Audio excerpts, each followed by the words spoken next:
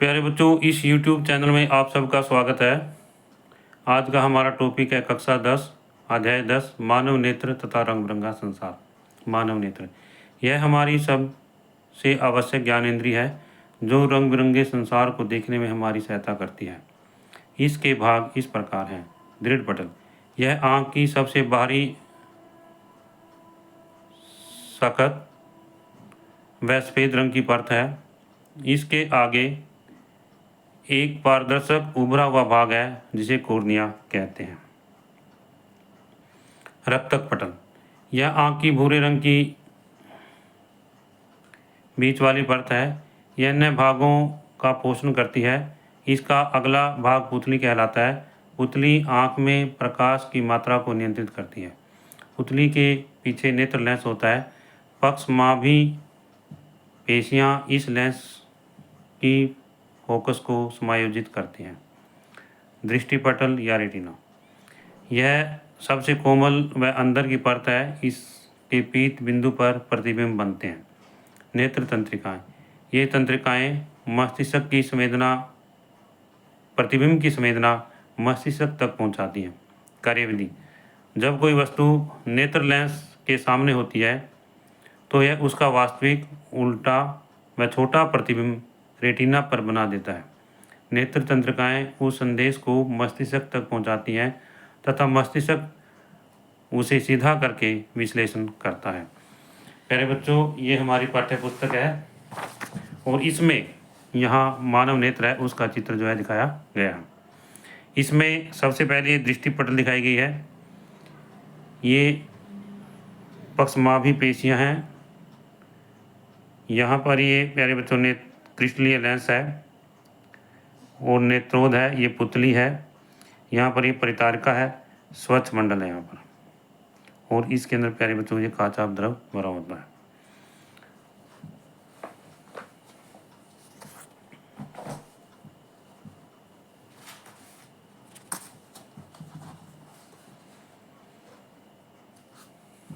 प्यारे बच्चों, इसके बाद में है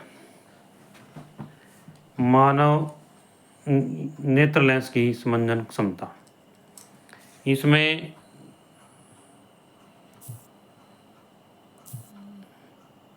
यहाँ पर नेत्र लेंस की वह क्षमता जिसके द्वारा वह निकट व दूर की वस्तुओं को देखने के लिए अपनी फोकस दूरी को समायोजित करता है। प्यारे बच्चों, हमारी आँख है उसके अंदर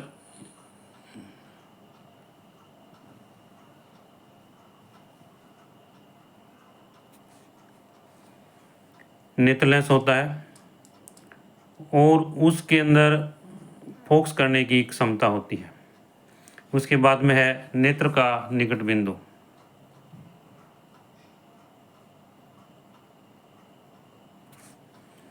नेत्र का निकट बिंदु आँख की निकटतम दूरी जहाँ रखी हुई वस्तु आसानी से देखी जा सकती है प्यारे बच्चों, वो नेत्र का निकटतम बिंदु कहलाता है। निकट बिंदु से आँख की दूरी लगभग 25 सेंटीमीटर होती है। निकट बिंदु का मान प्यारे बच्चों कितना होता है? 25 सेंटीमीटर। उससे बाद में है नेत्र का दूर बिंदु। वह दूरतम बिंदु जिस तक कोई नेत्र वस्तुओं को सुस्पष्ट देख सकता है नेत्र का दूर बिंदु कहलाता है। सामान्य दृष्टि के लिए यह अनंत दूरी पर होता है। सामान्य नेत्र 25 सेंटीमीटर से अनंत दूरी पर रखी सभी वस्तुओं को सुस्पष्ट देख सकता है। इसके बाद में मोतियाबिंद। कुछ व्यक्तियों के नेत्र का क्रिस्टल लेंस दूधिया तथा धुंधला हो जाता है, इसे मोतियाबिंद कहते हैं। इसके कारण नेत्र की दृष्टि मंद या समाप्त हो जाती है। प्यारे बच्चों, आगे है निवारण। मोतियाबिंद की शल्य चिकित्सा के बाद दृष्टि वापस लौटना जो है संभव होता है। दृष्टि दोष तथा उनका संशोधन। प्यारे बच्चों, मनुष्य में मानव आँख है उसमें दृष्टि के 3 सामान्य दोष पाए जाते हैं।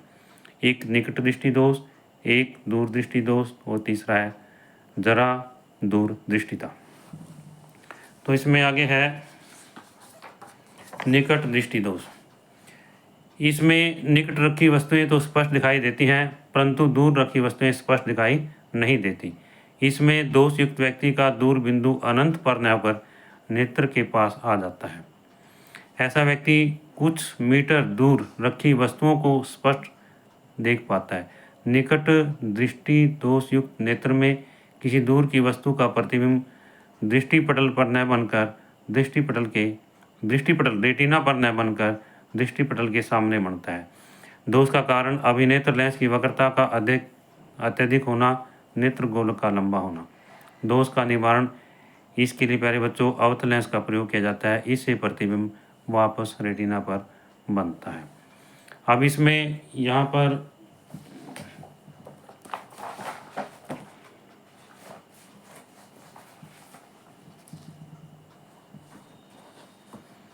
ये प्यारे बच्चों यहाँ चित्र है हमारे पास में, और इसमें निकट दृष्टि दोष है उसका संशोधन जो है। सबसे पहले क्या है, निकट दृष्टि दोष युक्त नेत्र का दूर बिंदु। इसमें प्यारे बच्चों यहाँ इसका दूर बिंदु यहाँ पर जो है प्रतिबिंब बनना चाहिए, परंतु प्रतिबिंब निकट दृष्टि दोष युक्त नेत्र प्रतिबिंब यहाँ न बन करके यहाँ बनता है। फिर इसमें अवतल लेंस का प्रयोग किया जाता है प्यारे बच्चों, और जो प्रतिबिंब फिर जो है रेटिना पर बनता है।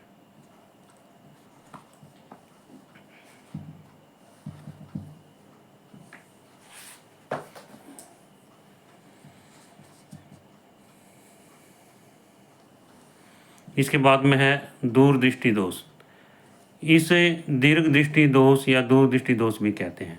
इस दोष से युक्त व्यक्ति दूर की वस्तुओं को तो स्पष्ट देख सकता है, परंतु निकट रखी वस्तुओं को सुस्पष्ट नहीं देख पाता। ऐसे दोष युक्त व्यक्ति का निकट बिंदु सामान्य निकट बिंदु से दूर हट जाता है। यह पास की वस्तुओं को पास रखी वस्तु से आने वाली प्रकाश किरणें दृष्टिपटल पर रेटिना के फोकसित होती हैं। कारण अभिनेत्र लेंस की फोकस दूरी का अधिक हो जाना और नेत्र गोलक का छोटा हो जाना। दोष का निवारण, इसके लिए प्यारे बच्चों उत्तल लेंस के चश्मे का प्रयोग किया जाता है। तो इसमें यहाँ पर ये दीर्घ दृष्टि दोष जो है या दूर दृष्टि दोष भी कहते हैं, जिसको हम यहाँ पर दिखाया गया है। इसमें क्या है कि दीर्घ दृष्टि दोष युक्त नेत्र का निकट बिंदु, यहाँ पर इसका जो है निकट बिंदु दिखाया गया है। प्यारे बच्चों यहाँ होना चाहिए, परंतु इसमें क्या है, ये पर जो निकट बिंदु है यहाँ आ जाता है इसमें, और इसके लिए किसका प्रयोग किया जाता है, अवतल लेंस के चश्मे का प्रयोग किया जाता है। इसका अवतल लेंस के चश्मे का प्रयोग करने से फिर प्रतिबिंब जो है सही बनता है।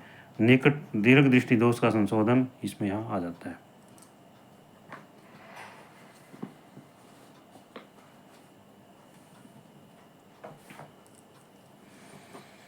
इसके बाद में है जरा दूरदर्शिता।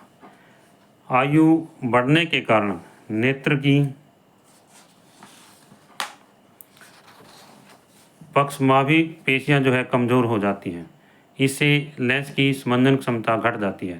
परिणामस्वरूप व्यक्ति को न तो पास की और न ही दूर की वस्तु स्पष्ट दिखाई देती है। निवारण, इसके लिए द्विफोक्सी लेंस का प्रयोग किया जाता है। प्यारे बच्चों द्विफोक्सी लेंस क्या होता है, इसमें अवतल तथा उत्तल दोनों लेंस होते हैं। ऊपरी भाग अवतल लेंस होता है, यह दूर की वस्तुओं को सुस्पष्ट देखने में सहायता करता है। निचला भाग उत्तल लेंस होता है, यह पास की वस्तुओं को सुस्पष्ट देखने में सहायता करता है। इसमें प्यारे बच्चों आगे है आजकल संस्पर्श लेंस, जिनको कॉन्टैक्ट लेंस भी कहते हैं, अथवा शल्य चिकित्सा द्वारा दृष्टि दोषों का इलाज किया जा सकता है। इसके बाद में है नेत्रदान। अपनी इच्छा से मृत्यु के बाद कोई भी व्यक्ति अपनी आंखें दान कर सकता है। प्यारे बच्चों अपने आंखें दान करना जो है नेत्रदान कहलाता है। मृत्यु के पश्चात नेत्र 4 से 6 घंटे के अंदर निकाल लेने चाहिए। इसे निकालने में मात्र 10 से 15 मिनट लगती हैं। नेत्र बैंक की टीम व्यक्तिगत दिवंगत व्यक्ति के घर पर या अस्पताल में नेत्र निकाल लेती है। वे व्यक्ति जो नेत्र दान कर सकते हैं, किसी भी आयु वर्ग का व्यक्ति, दमे का रोगी, उच्च रक्तचाप या शुगर रोगी, ऑपरेशन करा चुके व्यक्ति, चश्मा पहनने वाले जिन्हें कोई रोग नहीं है, वे व्यक्ति जो नेत्रदान नहीं कर सकते। प्यारे बच्चों, ऐसे व्यक्ति जो एड्स, हेपेटाइटिस बी या सी, जलभीति, ल्यूकेमिया, हैजा, मस्तिष्क शोथ से संक्रमित हैं या जिनके उनके कारण मृत्यु हुई है, नेत्रदान नहीं कर सकते। इसके बाद में है प्यारे बच्चों, कांच के प्रिज्म द्वारा श्वेत प्रकाश का विक्षेपण। जब सूर्य का प्रकाश प्रिज्म में से गुजरता है तो 7 रंगों में विभाजित हो जाता है। प्यारे बच्चों, इसको प्रकाश का विक्षेपण कहते हैं। स्पेक्ट्रम, प्रिज्म द्वारा सूर्य का प्रकाश 7 रंगों में विभाजित हो जाता है। इससे 7 रंगों की एक पट्टी प्राप्त होती है, इसे स्पेक्ट्रम कहते हैं। प्यारे बच्चों, सबसे पहले सूर्य के प्रकाश का 7 रंगों में विभाजित होना महान वैज्ञानिक सर आइजैक न्यूटन ने इसकी खोज की थी। इसमें दिखाई देने वाली विभिन्न वर्ण रंगों का क्रम इस प्रकार है। इसको BIBGYOR के द्वारा प्रदर्शित किया जाता है। प्यारे बच्चों, BIBGYOR से फुल फॉर्म जो है क्या बनती है? सबसे पहले है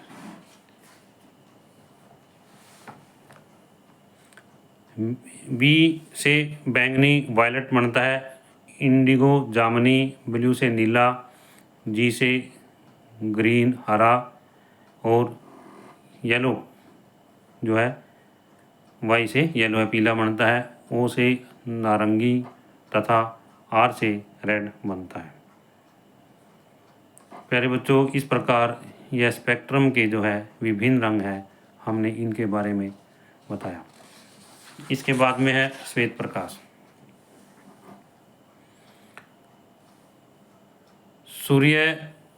जो सूर्य के प्रकाश के समान स्पेक्ट्रम बनाता है उसे श्वेत प्रकाश कहते हैं।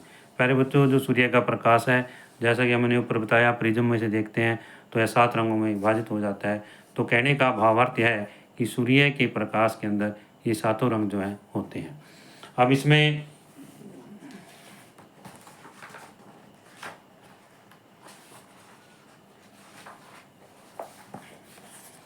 प्यारे बच्चों, यहाँ पर ये हमारी पाठ्यपुस्तक है। इस पाठ्यपुस्तक में कांच के प्रिज्म द्वारा श्वेत प्रकाश का विक्षेपण, तो ये इसमें ये पट्टी प्राप्त होती है 7 रंगों की, जिसको हम वर्णक्रम भी कहते हैं। और यहाँ जैसे ये प्रिज्म दिखाया गया है, सूर्य के प्रकाश में से एक किरण जो है आती है और ये प्रिज्म के द्वारा 7 विभिन्न रंगों में विभाजित हो जाती है।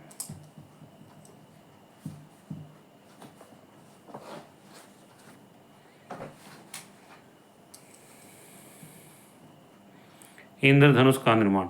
वर्षा के बाद आसमान में सूक्ष्म बूंदें लटकी रह जाती हैं। जब भी इन पर सूर्य का प्रकाश पड़ता है तो उसका विक्षेपण हो जाता है, जिसके कारण एक धनुष जैसी रंगीन आकृति बन जाती है। इसे इंद्रधनुष कहते हैं। प्यारे बच्चों, इसमें जैसा कि यहाँ दिखाया गया है, ये आकाश के अंदर जो है इंद्रधनुष जो है दिखाया गया है। इसमें यहाँ पर ये एक और जो है चित्र दिखाया गया है, श्वेत प्रकाश के स्पेक्ट्रम का पुनर्नियोजन। अब जैसा कि हम देखते हैं, हमने देखा था कि ये प्रिज्म है, इस प्रिज्म में से सूर्य का प्रकाश जो है जब गुजरता है तो हमें 7 रंगों की पट्टी प्राप्त होती है। परंतु जब इसके साथ में एक दोबारा फिर जो है एक प्रिज्म यहाँ पर लगा दिया जाता है, तो जो 7 रंगों की पट्टी है दोबारा फिर जो है उस वर्णक्रम को, 7 रंगों की पट्टी को जो है श्वेत प्रकाश में बदल देती है। तो इसमें हम कह सकते हैं श्वेत प्रकाश के स्पेक्ट्रम का पुनर्योजन।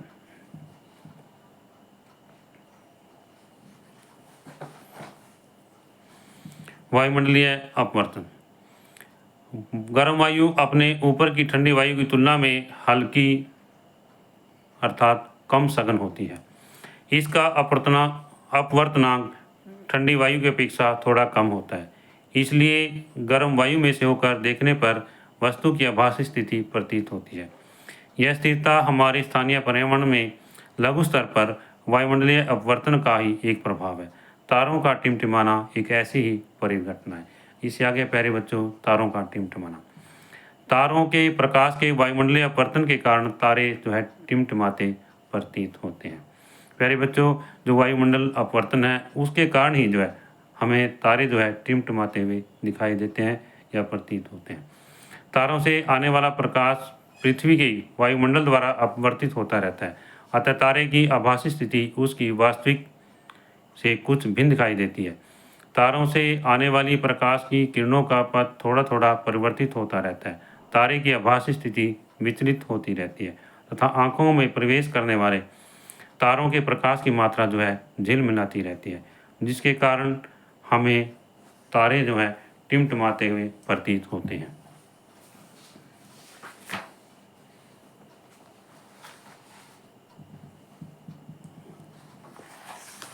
इसमें प्यारे बच्चों यह हमारी पाठ्य पुस्तक है, इसमें ये चित्र दिखाया गया है। इसमें यहाँ देखिए कि बढ़ता हुआ अपवर्तनांक है, नीचे की तरफ जो जा रहे हैं इसमें, और साथ में ये तारा है, ये किरण का मार्ग दिखाया गया है, ये तारे की आभासी स्थिति है। तो वास्तविकता क्या है कि तारा जो है वायु आकाश मंडल में तारामंडल के अंदर यहाँ पर स्थित है, परंतु अपवर्तनांक के कारण या अपवर्तन के कारण तारा जो है हमें यहाँ दिखाई देता है। वायुमंडलीय अपवर्तन के कारण तारे की आभासी स्थिति।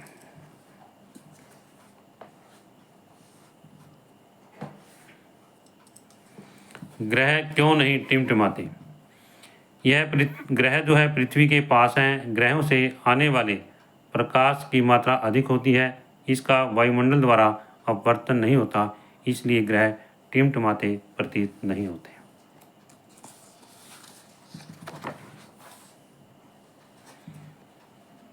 अग्रिम सूर्योदय या विलंबित सूर्यास्त।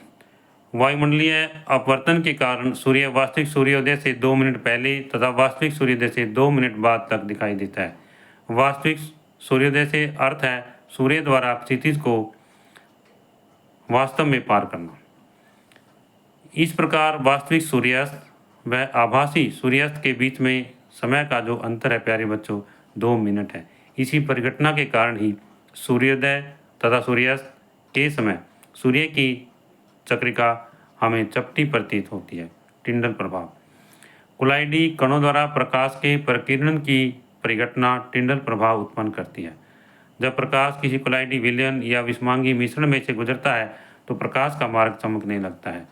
यह मिश्रण के कणों द्वारा प्रकाश के प्रकीर्णन या बिखरने के कारण होता है। तो इसमें है प्यारे बच्चों आगे नंबर 1, धुएं या धूल के कमरे में सूक्ष्म छिद्र या रोशनदान में से जब प्रकाश प्रवेश करता है तो किरण पुंज हमें देखा जा सकता है। यह टिंडल प्रभाव को प्रदर्शित करता है। इसके बाद में है प्यारे बच्चों यहाँ पर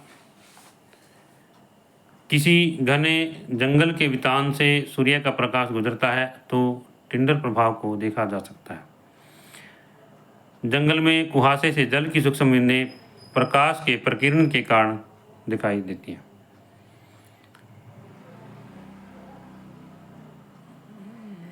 जंगल के कुहासे में जल की सूक्ष्म बूंदें प्रकाश का प्रकीर्णन कर देती हैं। आकाश का रंग नीला होने के कारण। वायुमंडल में वायु के कण अति सूक्ष्म होते हैं, ये कम तरंगदैर्ध्य के प्रकाश के रंग को बिखेर देते हैं। नीले रंग का तरंगदैर्ध्य कम होता है, इसलिए इन कणों द्वारा नीला रंग प्रकीर्णित हो जाता है, जिसके कारण आकाश का रंग जो है नीला दिखाई देता है। इससे आगे प्यारे बच्चों लाल वर्ण के प्रकाश की तरंगदैर्ध्य नीले प्रकाश की अपेक्षा लगभग जो है 1.8 गुनी होती है।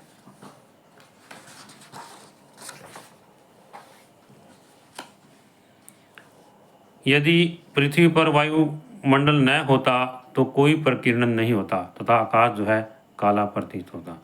अत्यधिक ऊंचाई पर उड़ रहे यात्रियों को आकाश काला प्रतीत होता है, क्योंकि अत्यधिक ऊंचाई पर प्रकीर्णन सुस्पष्ट नहीं होता।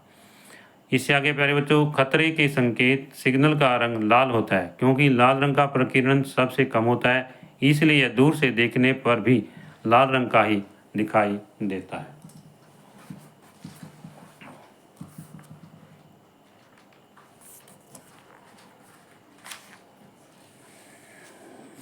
इससे आगे है प्यारे बच्चों, सूर्योदय व सूर्यास्त के समय सूर्य का रक्ताभ प्रतीत होना। सूर्योदय या सूर्यास्त के समय सूर्य क्षितिज के निकट होता है। सूर्य की किरणों को हम तक पहुंचने के लिए वायु की मोटी परतों से गुजरना पड़ता है। नीले व कम तरंग दैर्ध्य वाले प्रकाश वहीं प्रकीर्णित हो जाते हैं। आँखों तक पहुँचने वाला प्रकाश अधिक तरंग दैर्ध्य का होता है, इसलिए सूर्योदय व सूर्यास्त के समय हमें सूर्य जो है लाल नज़र आता है। इसके बाद में प्यारे बच्चों इस अगला टॉपिक है, इसमें प्रिज्म। प्रिज्म क्या कहता है, इसमें प्रयोग है, एक बार देखिए दोबारा से। प्रयोग द्वारा प्रिज्म के द्वारा बने आपतन कोण I, निर्गत कोण E, प्रिज्म कोण A व विचलन कोण D में संबंध स्थापित करना। इसमें प्रयोग, ड्राइंग बोर्ड पर एक कागज लगाओ व एक प्रिज्म रखो, उसकी सीमा ABC खींचो, AB किनारे के सामने पिन P और Q दो लगाओ। इसमें प्यारे बच्चों यहाँ पर सबसे पहले हम ड्राइंग बोर्ड लेते हैं। ड्राइंग बोर्ड पर क्या है, प्रिज्म को रखते हैं। प्रिज्म के रखने से उसकी जो है बाउंड्री जो है ABC खींच देते हैं। फिर इधर से हम क्या करते हैं, दो पिन P और Q लगाते हैं, और दो पिन P और Q लगाने पर इस साइड से दूसरी साइड से हम क्या कर देखते हैं, ये दो पिन A और S इनकी सीध में लगा देते हैं, और जो पिन है उसको हम यहाँ से निकाल लेते हैं। साथ में इसके ऊपर क्या है, गोल चक्कर लगा देते हैं, गोल धारा लगा देते हैं, इसमें दोनों में बिंदु लगा देते हैं, और इधर से भी ऐसा ही करते हैं। प्यारे बच्चों अब हम पिन को भी हटा देते हैं यहाँ से, और जो हमने प्रिज्म रखा था जिसकी हमने बाउंड्री खींची थी, उस बाउंड्री खींचने के बाद में उसको भी यहाँ से हटा देते हैं। अब आगे हम इस चित्र को पूरा करते हैं। सबसे पहले P और Q दो ये पिन हैं, इनको निशान इनको मिलाते हैं और आगे बढ़ाते हैं। फिर आगे जो है इधर से हम A और S ये दो पिनों के निशान हैं, इनको मिलाते हैं और इधर आगे बढ़ाते हैं। आगे बढ़ाने पर फिर क्या है, इसको यहाँ से हम मिला देते हैं। प्यारे बच्चों हम क्या देखते हैं कि PL क्या है, एक आपतित किरण है, LM एक अपवर्तित किरण है, और MS क्या है, निर्गत किरण है। ये यहाँ पर निर्गत गैस शब्द आएगा, यहाँ पर निर्गत।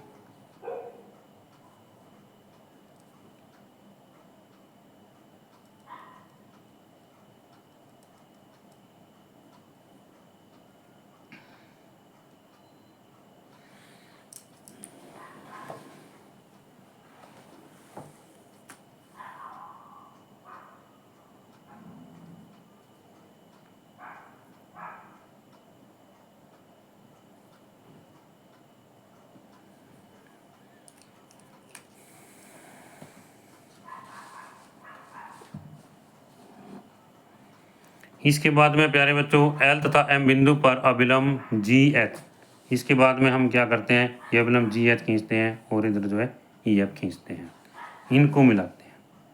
इनको मिलाने के बाद में जैसे ये किरणें थी हम इनको पीछे की तरफ बढ़ाते हैं, इधर से ये बढ़ाते हैं, और यहाँ पर बिंदु D बन जाता है। यहाँ पर एंगल क्या बनता है, D। और इधर से हम जो ये एंगल A है ये प्रिज्म का एंगल है। तो इस प्रकार हम चारों कोणों को, कोण I, कोण R, कोण A, कोण D, इनको मापते हैं।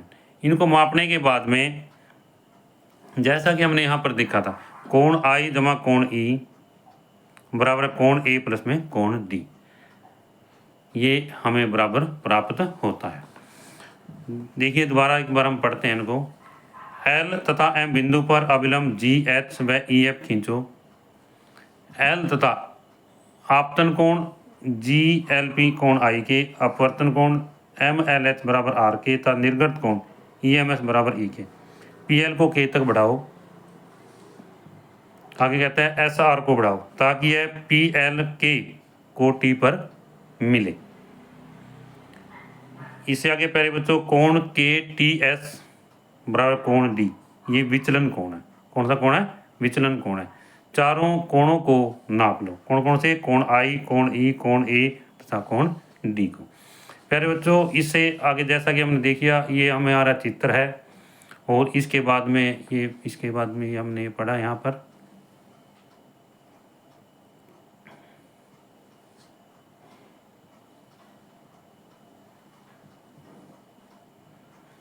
इससे आगे हम क्या देखते हैं प्यारे बच्चों कि यहाँ पर हम देखते हैं कि इनका मान हमेशा कोण आई प्लस कोण ई बराबर है कोण ए प्लस में कोण डी बराबर आता है। प्यारे बच्चों, यदि है वीडियो आपको अच्छी लगे तो आप इस वीडियो को लाइक ज़रूर करना, और जो बच्चे इस चैनल पर नए हैं वो इस चैनल को सब्सक्राइब ज़रूर करना, ताकि मैथ व साइंस की वीडियो आपको मिलती रहे।